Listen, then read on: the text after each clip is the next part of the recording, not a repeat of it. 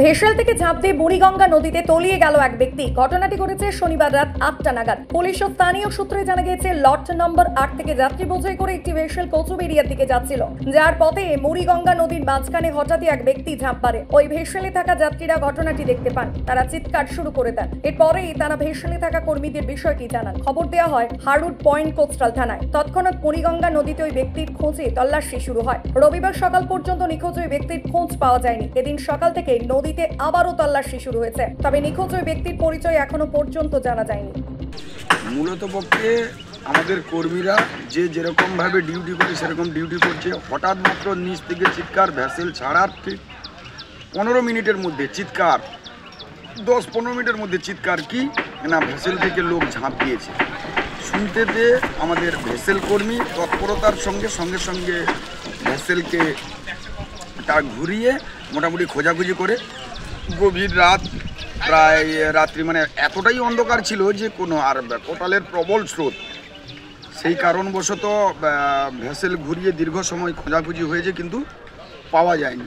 তারপরে আমাদের প্রশাসনে এবং আমাদের ডব্লিউবিটিসি আধিকারিকগণ, সাগর শাখা যিনারা আছেন ওনাদের খবর দেওয়া হয় এবং আমাদের কিছু সচেতন যাত্রী ছিলেন, ওনারাও আমাদের প্রশাসনিক কর্মকর্তা যিনারা আছেন, বিডিও সাহেব, ওসি সাহেব, ওনাদের খবর করেন।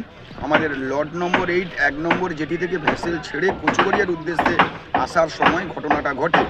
আমরা কর্মীরা চেষ্টা করার সত্ত্বেও ওকে খুঁজে না পাওয়ার জন্য ওই যাত্রীরা যোগাযোগ করে ব্লক প্রশাসন এবং ওসি সাহেবের সঙ্গে, ওনারাও উপস্থিত ছিলেন।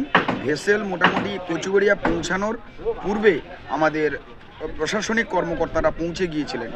ওনারা যাত্রী এবং আমাদের কর্মীদের কাছ থেকে টোটাল তথ্য নেওয়ার পরে ওনার কিছু প্রয়োজনীয় জিনিসপত্র অর্থাৎ ব্যাগ, তারপরে ব্যাগের মধ্যে চাদর, চশমা, এরকম ওনার জুতো, এগুলো খুলে রেখে উনি নদীতে একটা পয়সা ফেলে তারপরে ভেসেলের যে মঠ অর্থাৎ যেটা রশ্মি বাঁধা হয় ওটার উপর থেকে ঝাঁপ দিয়ে দেয় নদীর মধ্যে।